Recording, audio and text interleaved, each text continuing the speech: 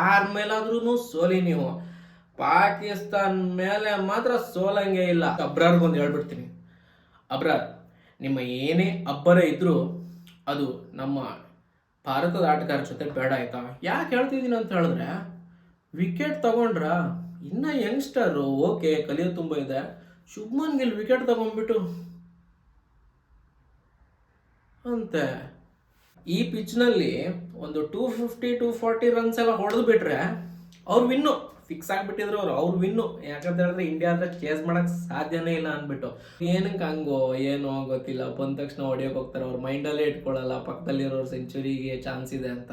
But anyway ಅವ್ರ game of cricket ಅವ್ರದ್ದು. But ಅವ್ರು ಔಟ್ ಆಗಿರೋ ಸ್ವಲ್ಪ ಖುಷಿ. ಅವ್ರು ಔಟ್ ಆಗಿರೋದಕ್ಕೆ ಕೊಹ್ಲಿ ಸೆಂಚುರಿ ಮಾಡೋಕ್ಕಾಗಿದೆ ಆಯ್ತಾ. ಅಕ್ಷರ್ ಪಟೇಲ್ ಬಂದರು, ಸಿಂಗಲ್ ತಗೊಂಡ್ರು. ಹಾಯ್ ಹಲೋ ನಮಸ್ಕಾರ, ವೆಲ್ಕಮ್ ಬ್ಯಾಕ್ ಟು ಪುತ್ತು ಚೋನು ಚಾನಲ್. ಎಲ್ಲರೂ ಹೆಂಗಿದ್ರ? ಸೂಪರ್ ಆಗಿದ್ರ ಅನ್ಕೊಂತೀನಿ. ಇನ್ನೊಂದು ವಿಡಿಯೋಗೆ ಸ್ವಾಗತ. ವಿಡಿಯೋನ ಶುರು ಮಾಡೋಣ. ಅದಕ್ಕಿಂತ ಮುಂಚೆ ನೀವೇನಾದ್ರೂ ನಮ್ಮ ಚಾನಲ್ಗೆ ಸೂಪರ್ ಆಗಿದ್ರೆ ದಯವಿಟ್ಟು ಹೋಗಿ ಸಬ್ಸ್ಕ್ರೈಬ್ ಮಾಡ್ಕೊಳ್ಳಿ. ವಿಡಿಯೋ ಏನಾದರೂ ಇಷ್ಟ ಆದರೆ ಲೈಕ್ ಮಾಡಿ, ಶೇರ್ ಮಾಡಿ, ಸಪೋರ್ಟ್ ಮಾಡಿ ಅಂತ ಕೇಳ್ಕೊಂತ ಬನ್ನಿ ವಿಡಿಯೋನ ಶುರು ಮಾಡೋಣ. ಎಲ್ಲಾರ್ಗೂ ಎಕ್ಸ್ಪೆಕ್ಟೆಡ್ ಅಂತ ಹೇಳಿದ್ರೆ ಅವೇಟಿಂಗ್ ಆದಂತಹ ಇಂಡಿಯಾ ವರ್ಸಸ್ ಪಾಕಿಸ್ತಾನ್ ಮ್ಯಾಚು ಮುಗಿದಿದೆ. ಅದರಲ್ಲಿ ಇಂಡಿಯಾ ಸಖತ್ತಾಗಿರೋ ಜಯನ ಪಡೆದುಕೊಂಡಿದೆ. ನಮ್ಗೆ ಬೇಕಿತ್ತಲ್ವ, ನಾವು ಸೋತ್ಬಿಟ್ರೆ ಕೇಳ್ಬಿಡ್ತೀವ ಪಾಕಿಸ್ತಾನ್ ಮೇಲೆ. ಯಾರ ಮೇಲಾದ್ರೂ ಸೋಲಿ ನೀವು. ಪಾಕಿಸ್ತಾನ್ ಮೇಲೆ ಮಾತ್ರ ಸೋಲಂಗೆ ಇಲ್ಲ. ಆ ಥರ ಪ್ರೆಷರು ನಮ್ಮ ಭಾರತದ ಆಟಗಾರರಿಗೆ ಇರುತ್ತೆ, ಡೈರೆಕ್ಟ್ಲಿ ಆಗಿರಲಿ ಇಂಡೈರೆಕ್ಟ್ಲಿ ಆಗಿರಲಿ. ಇನ್ನೊಂದು ವಿಷಯ, ಪಾಕಿಸ್ತಾನು ಏನು ಹೋಸ್ಟ್ ಆಯ್ತಾ ಈ ಚಾಂಪಿಯನ್ಸ್ ಟ್ರೋಫಿ 2025ಗೆ. ಪಾಕಿಸ್ತಾನೇ ಮನೆಗೆ ಹೋಗುತ್ತೆ ಅಂದರೆ ನಂಬ್ತೀರಾ ನೀವು? ಆ ಪಾಕಿಸ್ತಾನೇ ಮನೆಗೆ ಹೋಗುತ್ತೆ ಅಂದರೆ ನಂಬೋದು. ಪಾಕಿಸ್ತಾನಕ್ಕೆ ಮನೆ ಕಳ್ಸಕ್ಕೆ ರೀಸನ್ನು ಭಾರತ ದೇಶ ಅಂತ ಹೇಳಿದ್ರೆ ನಂಬ್ತೀರಾ ನೀವು? ಸೊ ಹಂಗೆ ಆಗಿರೋದು. ಇವಾಗ ಮ್ಯಾಚ್ನ ಇಂಡಿಯಾ ವಿನ್ ಆಗಿದ್ದಾರೆ. ಪಾಕಿಸ್ತಾನವ್ರಿಗೆ ನೋಡ್ರಪ್ಪ ನಿಮ್ದೇನಿದೆ ಸಾಮಾನು ಪ್ಯಾಕ್ ಮಾಡ್ಕೊಳ್ಳಿ, ನಡೀತಾ ಇರಿ ಅಂತ ಹೇಳಿರೋದು ಭಾರತ. ಯಾಕಂತ ಹೇಳಿದ್ರೆ ಈ ಮ್ಯಾಚ್ ವಿನ್ ಆಗಿ ಅವ್ರನ್ನ ಮನೆಗೆ ಹೋಗೋ ಪರಿಸ್ಥಿತಿಲಿ ತಂದಿಟ್ಟಿದ್ದಾರೆ. ಹೌದು, ಈ ಮ್ಯಾಚ್ ನಡೆದಿದ್ದು ದುಬೈ ಇಂಟರ್ನ್ಯಾಷನಲ್ ಸ್ಟೇಡಿಯಂನಲ್ಲಿ. Bharat versus Pakistan champions trophy 2025. ನಿಮಗೆ ಕಂಪ್ಲೀಟ್ ಮ್ಯಾಚ್ನ ಸ್ಟೋರಿ ಹೇಳ್ಬೇಕಂತ ಹೇಳಿದ್ರೆ, ಟಾಸ್ ವಿನ್ ಆದ ಪಾಕಿಸ್ತಾನ ಬ್ಯಾಟಿಂಗ್ನ ಆಯ್ಕೆ ಮಾಡ್ಕೊತಾರೆ. ಆ ರಿಜ್ವಾನ್ ಏನ್ ತಲೆಗುರು ಹೆಂಗ್ ಕ್ಯಾಶ್ ಮಾಡಿದ್ರು ನೋಡಿ. ಬ್ಯಾಟಿಂಗ್ ಏನಕ್ಕೆ ತಗೊಂಡ್ರು ಅಂತ ಹೇಳಿದ್ರೆ ಅವರು ಒಂದೇ ಒಂದು ರೀಸನ್ಗೆ, ಇಂಡಿಯಾ ಬಾಂಗ್ಲಾದೇಶ್ ಮ್ಯಾಚ್ ನೋಡಿದಾರೆ ಆಯ್ತಾ. ಬಾಲ್ ನಾನು ಹೇಳಿದ್ದೆ ನನ್ನ ಲಾಸ್ಟ್ ವಿಡಿಯೋದಲ್ಲೂ, ಬಾಲ್ ಹೊಸದಾಗಿರ್ಬೇಕಾದ್ರೆ ಒಂದಿಷ್ಟು ರನ್ಗಳು ಬರುತ್ತೆ. ಅದಾದ್ಮೇಲೆ ಬಾಲ್ ಹಳೇದಾದ್ಮೇಲೆ ವಿಕೆಟ್ಗೆ ಸ್ಲೋ ಆಗಿ ಬರುತ್ತೆ. ಬಾಲಲ್ಲಿ ಅಷ್ಟು ಫೇಸ್ ಇರಲ್ಲ ಎಷ್ಟೇ ಹಾಕಿದ್ರು. ಏನು ಸೀಮ್ ಆಗಲಿ ಸ್ವಿಂಗ್ ಆಗ್ಲಿನೂ ಕಾಣಿಸ್ಕೊಳ್ಳಲ್ಲ. ಬಟ್ ಕಟರೆಲ್ಲ ಹಾಕಿದ್ರೆ ಬ್ಯಾಟ್ಸ್ಮನ್ಗಳಿಗೆ ತುಂಬ ಕಷ್ಟ ಆಗುತ್ತೆ ಹೊಡೆಯೋಕೆ. ಸೊ ಫಸ್ಟ್ ಬ್ಯಾಟಿಂಗ್ ಮಾಡಿ ಎಷ್ಟಾಗುತ್ತೋ ಅಷ್ಟು ಹೊಡ್ಕೊಂಡ್ಬಿಡೋಣ ಅಂತ ಒಂದೇ ಒಂದು ರೀಸನ್ಗೆ ಅವರು ಬ್ಯಾಟಿಂಗ್ನ ತಗೊಂಡಿದ್ದು ಆಯ್ತಾ. ಪಾಪ ಅವರಾದ್ರೂ ಏನು ಮಾಡ್ತಾರೆ, ಬಾಬರ್ ಆಜಮ್, ಇಮಾಮುಲ್ಲಕು ಇವ್ರ ಮೇಲೆಲ್ಲ ನಂಬಿಕೆ ಇಟ್ಟು ಒಳ್ಳೆ ಆಡ್ತಾರೆ ಅಂತ ಕೊಟ್ರೆ ಬರ್ತಾರೆ ಬ್ಯಾಟಿಂಗ್ಗೆ. ಇಮಾಮುಲ್ಲಕು ಬಾಬರ್ ಆಜಮ್ ಒಂದು ಸ್ವಲ್ಪ ತಾಡಿದ್ರು. ಅವ್ರಿಗೆ ಹೊಡಿಯೋಕ್ಕಾಗಿದ್ದು ಬರೀ 23 ಅಷ್ಟೇನೆ. ಸೊ ನಮ್ಮ ಮೇನ್ ಬೌಲರ್ ಯಾರು, ಹಾರ್ದಿಕ್ ಪಾಂಡ್ಯ ಗುರು, ಅಲ್ಲಿ ಒಂದ್ ಕಡೆ ಬುಮ್ರಾ ಇಲ್ಲ. ಏನು ಮಾಡ್ತಾರೋ ಅನ್ನೋದು ಒಂದು ಕಡೆ ನಮಗೆಲ್ಲ ಡೌಟು. ಬಟ್ ಅದರಲ್ಲೂ ಹಾರ್ದಿಕ್ ಪಾಂಡ್ಯ ಸೂಪರ್ ಆಗಿರೋ ಒಂದು ಬೌಲಿಂಗ್ ಹಾಕಿದ್ದು. ಬಾಬರ್ ಆಜಮ್ ನಮ್ಮ ಕೀಪರ್ KL ರಾಹುಲ್ ಕೈಲಿ ವಿಕೆಟ್ ಕೊಟ್ಟು ಹೋಗ್ಬಿಡ್ತಾರೆ. ಆಮೇಲೆ ಒಂದು ಒಳ್ಳೆ ಥ್ರೋ ಬರುತ್ತೆ ಗುರು ಅಕ್ಷರ್ ಪಟೇಲಿಂದ. ಇಮಾಮುಲ್ಲಕ್ನ ಏನು ರನ್ಔಟ್ ಮಾಡಾಕ್ತಾರೆ, ಸೂಪರ್. ಅದು ಎಂಥ ಕ್ವಿಕ್ ಫೀಲ್ಡಿಂಗ್ ಗೊತ್ತಾ. ಈ ಥರ ಫೀಲ್ಡಿಂಗ್ ಅಟ್ಯಾಕ್ ಇದ್ರೆ ಹೊಡೆಯೋಕೆ ತುಂಬ ಕಷ್ಟ. ಹಂಗೆ ಇಮಾಮುಲ್ಲಕ್ ಹೋಗ್ತಾರೆ. ಅದಾದ್ಮೇಲೆ ರಿಜ್ವಾನು ಮತ್ತೆ ಸೌತ್ ಶಕೀಲ್ ಸೇರಿಬಿಟ್ಟು ಸ್ವಲ್ಪ ಪಾರ್ಟ್ನರ್ಶಿಪ್ನ ಬಿಲ್ಡ್ ಮಾಡ್ತಾರೆ. ಈಗ ಇವ್ರ ಪಾರ್ಟ್ನರ್ಶಿಪ್ನ ಬಿಲ್ಡ್ ಮಾಡ್ತಿದ್ದಾರೆ ಆಯ್ತಾ. ಇವ್ರು ಆಡ್ತಿರ್ಬೇಕಾದ್ರೆ ನನಗೆ ಎಷ್ಟು ಬೋರ್ ಆಗೋಯ್ತು ಅಂತ ಹೇಳಿದ್ರೆ ಮ್ಯಾಚ್ ನೋಡೋಕ್ಕೆ. ಗುರು ಒಂದು ಕಡೆ ಬೌಂಡ್ರಿ ಹೊಡಿತಾ ಇಲ್ಲ, 6 ಹೊಡಿತಾ ಇಲ್ಲ, ಸಿಂಗಲ್ನೂ ತಗೊಂತಿಲ್ಲ, ಬರೀ ಡಾಟ್ ಮೇಲೆ ಡಾಟ್ ಆಡ್ತವ್ರೆ.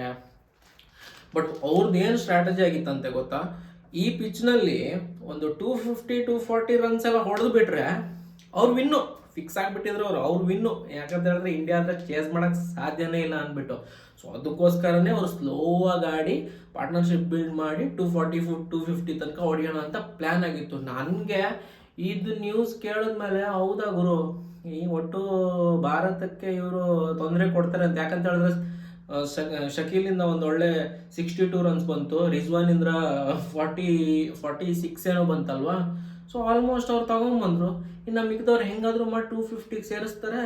ಸೊ ಭಾರತಕ್ಕೆ ಹೆಂಗೋ ಅಪ್ಪ ಇದು ಅಂದ್ಕೊಂಡ್ರೆ ನಮ್ಮ ಭಾರತದವ್ರು ಸರಿಯಾಗಿನೇ ರಿಪ್ಲೈ ಕೊಟ್ಟರು. ಬಟ್ ಇವ್ರದ್ದು ನೋಡೋಣ, ಇವರಿಬ್ರು ಸ್ವಲ್ಪ ಹೊತ್ತು ಪಾರ್ಟ್ನರ್ಶಿಪ್ ಮಾಡಿದ್ರು, ಒಂದು 190 ತನಕ ಇವರಿದ್ರು. ಆಮೇಲೆ ವಿಕೆಟ್ಗಳು ಹೋಗ್ತಾ ಹೋಯ್ತು. ರಿಜ್ವಾನ್ದು ಕ್ಯಾಚ್ ಡ್ರಾಪ್ ಮಾಡಿದ್ರು ಕೂಡ ಹಾರ್ದಿಕ್ ಪಾಂಡ್ಯ ಬಾಲಿಂಗಲ್ಲಿ ನಮ್ಮ ಹರ್ಷಿತ್ ರಾಣಾ. ನೆಕ್ಸ್ಟ್ ಓವರೇನೆ ನಮ್ಮ ಅಕ್ಷರ್ ಪಟೇಲ್ ಬಂದು ರಿಜ್ವಾನ್ದು ವಿಕೆಟ್ ತಗೊಂತಾರೆ. ಹಾಗೆ ಇವ್ರು ವಿಕೆಟ್ ಕಳ್ಕೊಳ್ತಾ ಹೋಗ್ತಾರೆ. ಆ ಕಡೆಯಿಂದ ಒಂದು ಕಡೆಯಿಂದ ರನ್ ಬರಲ್ಲ. ಕುಶ್ದಿಲ್ ಒಂದು ಸ್ವಲ್ಪ ಎಂಡ್ ಮೂಮೆಂಟ್ ತನಕ ಇದ್ಬಿಟ್ಟು 241 ತನಕ ತಗೊಂಡು ಹೋಗ್ತಾರೆ. ಬಟ್ ಅವ್ರಿಗೆ ಇದೇ ಆಯ್ತಾ ಕಾನ್ಫಿಡೆನ್ಸು, 241 ಅಂತ ಹೇಳಿದ್ರೆ ಪಕ್ಕ ವಿನ್ನೇನೆ ಪಾಕಿಸ್ತಾನ ಅಂತ. ಸೊ ಎದೆಲೆಲ್ಲ ಸ್ವಲ್ಪ ಏನಂತೀವಿ, ಎದೆ ಬಡಿತ ಜಾಸ್ತಿ ಆಗಿರೋದು ನಮ್ಗೆ. ಯಾಕಂತ ಹೇಳಿದ್ರೆ ಎಲ್ಲ ಸ್ಟೇಟ್ಮೆಂಟ್ ಕೊಡ್ತಿರೋದು 240 250 ಎಲ್ಲ ಆದರೆ ಪಾಕಿಸ್ತಾನ ಆರಾಮಾಗಿ ಡಿಫೆಂಡ್ ಮಾಡ್ತಾರೆ ಅಂತ. ಆಯ್ತು ಗುರು, ಏನಾಗುತ್ತೆ ನೋಡೇ ಬಿಡೋಣ ಅಂದ್ಕೊಟ್ರೆ ನಮ್ಮ ರೋಹಿತ್ ಶರ್ಮಾ ಮತ್ತೆ ಗಿಲ್ಲು ಒಂದು ಒಳ್ಳೆ ಓಪನಿಂಗೇ ತಗೊಂಡ್ರು ಅಂತ ಹೇಳ್ಬೋದು. ರೋಹಿತ್ ಶರ್ಮಾ ನೋಡಿ, ಯಾವುದೇ ಪ್ರೆಷರ್ನ ಯಾವುದೇ ಒಂದು ಟೂರ್ನಮೆಂಟ್ ಆಗಿರಲಿ ಯಂಗ್ಸ್ಟರ್ ಮೇಲೆ ಬಿಡಲ್ಲ, ಕಾವೇ ತಗೊಂತಾರೆ. ಏನಕ್ಕೆ ಈ ಮಾತು ಹೇಳ್ತಿದ್ದೀನಿ ಅಂತ ಹೇಳಿದ್ರೆ, ಬಂದ ತಕ್ಷಣನೇ ಅಟ್ಯಾಕಿಂಗ್ ಆಟ ಶುರು ಮಾಡಿದ್ರು. ಮಿಡ್ ವಿಕೆಟ್ ಮಿಡ್ ವಿಕೆಟ್ ಕಡೆ ಥರ್ಡ್ ಮ್ಯಾನ್ ಹತ್ತತ್ರ ಆಲ್ಮೋಸ್ಟ್ ಒಂದು 6 ಹೊಡೆದ್ರು. ಅದಾದ್ಮೇಲೆ ಬೌಂಡ್ರಿ ಬರುತ್ತೆ ಎಡ್ಜಲ್ಲಿ. ಏನು ಶಾರ್ಟ್ಸ್ಗಳು ಹೆಂಗಿರುತ್ತೆ ಅಂತ ಹೇಳಿದ್ರೆ ಭಯನೇ ಇಲ್ಲ ಗುಡು, ಮುಂದೆ ನುಗ್ಗೋದು ಹೊಡೆಯೋದು ಅಂತ. ಸೊ ಹಂಗೆ ಆಡಕ್ಕೆ ಹೋದ ರೋಹಿತ್ ಶರ್ಮಾ ಔಟ್ ಆಗ್ಬಿಡ್ತಾರೆ. ಸೊ ಪರವಾಗಿಲ್ಲ. ಅದಾದಮೇಲೆ ಔಟ್ ಆದರೂ ಯಾವುದು ಅದೇ ಸೇಮ್ ಡೆಲಿವರಿ ನಮ್ಮ ಯಾರ್ಕರ್ ಹಾಕಿದ್ದು ಅಫ್ರೀದಿ. ಆಯಿತಾ, ಇದು ಸ್ವಲ್ಪ ಇಂಪ್ರೂವೈಸ್ ಮಾಡಬೇಕು. ರೋಹಿತ್ ಶರ್ಮಾ ಡೆಲಿವರಿನ ಪ್ರಾಕ್ಟೀಸ್ ಮಾಡಬೇಕು, ಹೆಂಗೆ ಬರುತ್ತೆ ಆ ಬಾಲ್ ಅಂತ. ಅದಾದಮೇಲೆ ನಮ್ಮ ಶುಭ್ಮನ್ ಗಿಲ್ ಗುರು ಕ್ಲಾಸಿಕ್ ಶಾರ್ಟ್ಸ್ಗಳನ್ನೆಲ್ಲ ಆಡ್ತಾ ಇದ್ರು. ಒಂದು ಒಳ್ಳೆ ಆಟ ಶುಭ್ಮನ್ ಗಿಲ್ ಆಡಿದ್ರು ಅಂತ ಹೇಳ್ಬೋದು. ಅವರು ಕೂಡ 40+ ರನ್ಸ್ ಹೊಡೆದ್ರು. ಅದಾದ್ಮೇಲೆ ಔಟ್ ಆದ್ರು. ಆಯ್ತಾ, ಅದು ಇರಿ ಔಟು ಆದಮೇಲೆ ಅಬ್ರಾರ್. ಆಯಿತಾ, ಫಸ್ಟ್ ಅಬ್ರಾರ್ಗೊಂದು ಹೇಳ್ಬಿಡ್ತೀನಿ. ಅಬ್ರಾರ್, ನಿಮ್ಮ ಏನೇ ಅಬ್ಬರ ಇದ್ದರೂ ಅದು ನಮ್ಮ ಭಾರತದ ಆಟಗಾರ ಜೊತೆ ಬೇಡ. ಆಯಿತಾ, ಯಾಕೆ ಹೇಳ್ತಿದ್ದೀನಿ ಅಂತ ಹೇಳಿದ್ರೆ, ವಿಕೆಟ್ ತಗೊಂಡ್ರ ಇನ್ನು ಯಂಗ್ಸ್ಟರು, ಓಕೆ ಕಲಿಯೋದು ತುಂಬ ಇದೆ. ಶುಭ್ಮನ್ ಗಿಲ್ ವಿಕೆಟ್ ತಗೊಂಡ್ಬಿಟ್ಟು ಅಂತೆ ನನಗೆ ಕೋಪ ಬಂದಿತ್ತು ನೋಡಿ. ಏನಾದರೂ ಸಿಕ್ಕಿದ್ರೆ ಅಷ್ಟೇ, ಆ ಥರ ಅನ್ಸಿತ್ತು ನನಗೆ. ಬೇಡ ಗುರು, ನಿಂದೆಲ್ಲ ನಿಮ್ದೇನು ಅಬ್ಬರ ಏನಿದ್ರು ನಿಮ್ಮ ಕಂಟ್ರೀಲಿ ಇರಲಿ.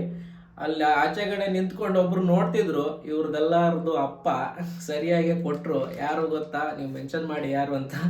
ಇನ್ಯಾರು ಅಲ್ಲ, ಕಿಂಗ್ ಕೊಹ್ಲಿ. ಅದಾದಮೇಲೆ ಒಂದು ಒಳ್ಳೆ ಪಾರ್ಟ್ನರ್ಶಿಪ್ ಆಡಿದ್ದು ನಮ್ಮ ಕಿಂಗ್ ಕೊಹ್ಲಿ ಮತ್ತು ಶ್ರೇಯಸ್ ಅಯ್ಯರ್ಗಳು. ಮೆಚ್ಯೂರ್ಡ್ ಆಟ, ಸಖತ್ತಾಗಿರೋ ಆಟ. ಎಲ್ಲರೂ ಹೇಳ್ತಾರೆ ಅವ್ರಿಗೆ ಪುಲ್ ಶಾಟ್ ಪ್ರಾಬ್ಲಮ್ ಅಂತ. ಪುಲ್ ಶಾಟ್ಗೆಲ್ಲ ಒಂದು ಒಳ್ಳೊಳ್ಳೆ ಆನ್ಸರು ಕೊಟ್ಟಿದ್ದು ನಮ್ಮ ಶ್ರೇಯಸ್ ಅಯ್ಯರು. ಒಂದು ಕಡೆ ನಮ್ಮ ಕಿಂಗ್ ಕೊಹ್ಲಿ ಅವ್ರ ಆಟದಲ್ಲಿ ಶತಕನ ಬಾರಿಸಿ ಪಾಕಿಸ್ತಾನ್ಗೆ ಮನೆಗೆ ಹೋಗೋಂಗೆ ಮಾಡಿದ್ರು. ಪಾಕಿಸ್ತಾನ್ ಅಂತ ಬರಲಿ, ಈ ಮನುಷ್ಯನ ನಾಡಿಗಳಲ್ಲಿ ಏನೆಲ್ಲ ಸೇರ್ಕೊಳ್ಳುತ್ತೆ ಅಂತ ಗೊತ್ತಿಲ್ಲ. ಅಷ್ಟು ಒಳ್ಳೆ ಬ್ಯಾಟಿಂಗ್ ಪರ್ಫಾರ್ಮೆನ್ಸ್ ಕೊಡ್ತಾರೆ. ಸೆಂಚುರಿ ಇಲ್ಲ 80 90 ಎಲ್ಲ ಹೊಡಿತಾರೆ ಗುಡು. ಅದು ಲಾಸ್ಟಲ್ಲಿ 2 ರನ್ ಬೇಕು ವಿನ್ ಆಗೋಕ್ಕೆ ಭಾರತಕ್ಕೆ. ಆಮೇಲೆ ಈ ಭಾರತಕ್ಕೆ ವಿನ್ ಆಗೋದಿರಲಿ, ಶ್ರೇಯಸ್ ಅಯ್ಯರ್ ಔಟ್ ಆಗ್ತಾರೆ. ಆಯ್ತಾ, ಶ್ರೇಯಸ್ ಅಯ್ಯರ್ ಔಟ್ ಆದಮೇಲೆ KL ರಾಹುಲ್ ಬರ್ತಾರೆ ಅಂದ್ಕೊಂಡ್ರೆ ಹಾರ್ದಿಕ್ ಪಾಂಡ್ಯ. ಈ ಹಾರ್ದಿಕ್ ಪಾಂಡ್ಯ ಬಂದರೆ ಇನ್ನೊಂದು ಟೆನ್ಷನ್. ಆಯಿತಾ, ಏನು ಅಂತ ನಿಮ್ಗೆಲ್ರಿಗೂ ಗೊತ್ತಾಗಿರುತ್ತೆ. ಸೆಲ್ಫ್ಲೆಸ್ ಆಟ ಆಡಬೇಕು, ಬೇರೆಯವ್ರಿಗೆ ಸೆಲ್ಫಿಶ್ ಆಗಿರಬಾರ್ದು ಹಾರ್ದಿಕ್ ಪಾಂಡ್ಯ. ಯಾಕಂದ್ರೆ ಬರ್ತಿದ್ದಂಗೆ ಅಟ್ಯಾಕ್ ಗುರು 4 6 ಎಲ್ಲ ಹೊಡೆಯಕ್ಕೆ ಸ್ಟಾರ್ಟ್ ಮಾಡಿದ್ರು. ಒಟ್ಟು ಕೊಹ್ಲಿಗೆ ಒಟ್ಟು ಸೆಂಚುರಿ ಮಾಡೋಕ್ಕೆ ಕೊಡಲ್ಲ ಅಂದ್ಬಿಟ್ಟು ಅಂದ್ಕೊತಿದ್ದೆ ಒಂದು ಕಡೆ. ಆಮೇಲೆ ಅವಳು ಔಟ್ ಆಗೋದ್ರು. ಭಾರತದಲ್ಲೂ ಕೆಲವೊಬ್ಬರಿಗೆ ಇವಾಗ ಖುಷಿಯಾಗಿರುತ್ತೆ ಹಾರ್ದಿಕ್ ಪಾಂಡ್ಯ ಔಟ್ ಆಗಿರೋದು. ಆಯಿತಾ, ಅವ್ರು ಏನಕ್ಕೆ ಹಂಗೋ ಏನೋ ಗೊತ್ತಿಲ್ಲ, ಬಂದ ತಕ್ಷಣ ಹೊಡೆಯೋಕೆ ಹೋಗ್ತಾರೆ. ಅವ್ರ ಮೈಂಡಲ್ಲೇ ಇಟ್ಕೊಳ್ಳಲ್ಲ ಪಕ್ಕದಲ್ಲಿರೋರು ಸೆಂಚುರಿಗೆ ಚಾನ್ಸ್ ಇದೆ ಅಂತ. ಬಟ್ ಎನಿವೇ, ಅವ್ರ ಗೇಮ್ ಆಫ್ ಕ್ರಿಕೆಟ್ ಅವ್ರದ್ದು. ಬಟ್ ಅವ್ರು ಔಟ್ ಆಗಿರೋ ಸ್ವಲ್ಪ ಖುಷಿ. ಅವ್ರು ಔಟ್ ಆಗಿರೋದಕ್ಕೆ ಕೊಹ್ಲಿ ಸೆಂಚುರಿ ಮಾಡೋಕ್ಕಾಗಿದೆ. ಆಯ್ತಾ, ಅಕ್ಷರ್ ಪಟೇಲ್ ಬಂದರು, ಸಿಂಗಲ್ ತಗೊಂಡ್ರು. ಲಾಸ್ಟ್ ವಿನ್ 2 ರನ್ ಬೇಕಿತ್ತು. ಆಮೇಲೆ ಕೊಹ್ಲಿಗೆ 4 ರನ್ಸ್ ಬೇಕಿತ್ತು ಸೆಂಚುರಿಗೆ. ಒಂದು ಕಡೆ ರೋಹಿತ್ ಶರ್ಮಾ ಡಗೋಟಲ್ಲಿ ಕೂತ್ಕೊಂಡು ನಗಾಡ್ತಾ ಇದ್ರು. ಆಯ್ತಾ, 6 ಹೊಡಿ ಅಂತ. ಸೊ ಕೊಹ್ಲಿ ಬೌಂಡ್ರಿನ ಹೊಡೆದ್ರು ಕವರ್ಸ್ ಕೊಡೆ. ಕೊಹ್ಲಿ ಆಟ ಮಾತ್ರ ಅಮೇಝಿಂಗ್ ಗುರು, ಸೂಪರ್ ಆಗಿರೋ ಆಟ. ಸೊ ಇದ್ರ ಮುಖಾಂತರ ನಮ್ಮ ಪಾಕಿಸ್ತಾನ್ ತಂಡವನ್ನು ಎಲ್ಲ ಏನಂತೀವಿ ವರ್ಡ್ ಬರ್ತಾ ಇಲ್ಲ, ಎಲ್ಲ ನಮ್ಮ ಬರ್ತಾ ಇಲ್ಲ. ಪಾಕಿಸ್ತಾನ ತಂಡವನ್ನು ಹೊರಗಡೆ ಕಳಿಸ್ಲಿಕ್ಕೆ ಎಲ್ಲ ಸಿದ್ಧತೆ ಮಾಡಿ ಕಳಿಸಿದ್ರು ಅಂತ ಹೇಳ್ಬೋದು. ಸಿದ್ಧತೆ ಅಂತ ಹೇಳಿದ್ರೆ ಒಂದು ಒಳ್ಳೆ ರೆಸ್ಪೆಕ್ಟ್ಫುಲಿ, ನೋಡ್ರಪ್ಪ ನಿಮ್ಮ 241 ರನ್ಸು ನಮಗೆಲ್ಲೂ ತಾಗದೇ ಇಲ್ಲ, ಹೋಗಿ ಮನೆಯಲ್ಲಿ ಪ್ರಾಕ್ಟೀಸ್ ಮಾಡಿ ಚಿಕ್ಕ ಮಕ್ಕಳ ಜೊತೆ ಅವ್ರ ಜೊತೆ ಆಟ ಆಡಿ ಅಂತ ಭಾರತ ತಂದ ಒಂದು ಸ್ಟೇಟ್ಮೆಂಟ್ ಕೊಟ್ಟರು ಪಾಕಿಸ್ತಾನಕ್ಕೆ. ಸೊ ಈ ಮುಖಾಂತರ ಭಾರತ ಇವಾಗ ಸೆಮಿಫೈನಲ್ಗೆ ಎಂಟ್ರಿ ಆಗಿದೆ. ಬಟ್ ಸೆಮಿಫೈನಲಲ್ಲಿ ನ್ಯೂಜಿಲೆಂಡ್ ಬರುತ್ತಾ, ಬಾಂಗ್ಲಾದೇಶ ಬರುತ್ತಾ, ಪಾಕಿಸ್ತಾನ ಬರುತ್ತಾ? ಇವನೇನು ಗುರು ಪಾಕಿಸ್ತಾನ ಬರುತ್ತಾ ಅಂತ ಮತ್ತೆ ಕೇಳ್ತಿದ್ದೀನಿ ಅಂತ ಹೇಳಿದ್ರೆ, ಒಂದು ಚಾನ್ಸ್ ಇದೆ. ಹೆಂಗಂತ ಹೇಳಿದ್ರೆ ನ್ಯೂಜಿಲೆಂಡು ಬಾಂಗ್ಲಾದೇಶ ಮೇಲೆ ಸ್ವಲ್ಪ ಇವಾಗ ಸೋಲ್ಬೇಕು, ಪಾಕಿಸ್ತಾನ ಜೊತೆ ಇಂಡಿಯಾ ಮೇಲೇನೂ ಸೋಲ್ಬೇಕು. ಆವಾಗ ರನ್ ರೇಟಲ್ಲಿ ಏನಾದರೂ ಹೆಚ್ಚು ಕಮ್ಮಿ ಆಗಿ ಪಾಕಿಸ್ತಾನ ಒಳಗಡೆ ಬಂದರೆ ಬರ್ಬೋದು. ಬಟ್ ಅದು 115% ಚಾನ್ಸ್ ಇಲ್ಲ. ಸೊ ಭಾರತನೇ ಹೋಗುತ್ತೆ ಸೆಮಿಫೈನಲ್ಗೆ. ಅದು ಭಾರತ ಫಿಕ್ಸು, ನ್ಯೂಜಿಲೆಂಡೇ ಬರುತ್ತೆ. ಸೊ ಭಾರತ ಯಾರ ಜೊತೆ ಆಡುತ್ತೆ ನೋಡಬೇಕು ಸೆಮಿಫೈನಲು. ಸೊ ಸದ್ಯಕ್ಕೆ ಇವತ್ತು ನ್ಯೂಜಿಲೆಂಡ್ ವರ್ಸಸ್ ಬಾಂಗ್ಲಾದೇಶ ನಡೀತಾ ಇದೆ. ಅದು ಏನಾಗುತ್ತೆ ಅಂತ ಹೇಳಿದ್ರೆ ನ್ಯೂಜಿಲೆಂಡ್ ವಿನ್ ಆಗ್ತಾರೆ, ನೋಡೋಣ.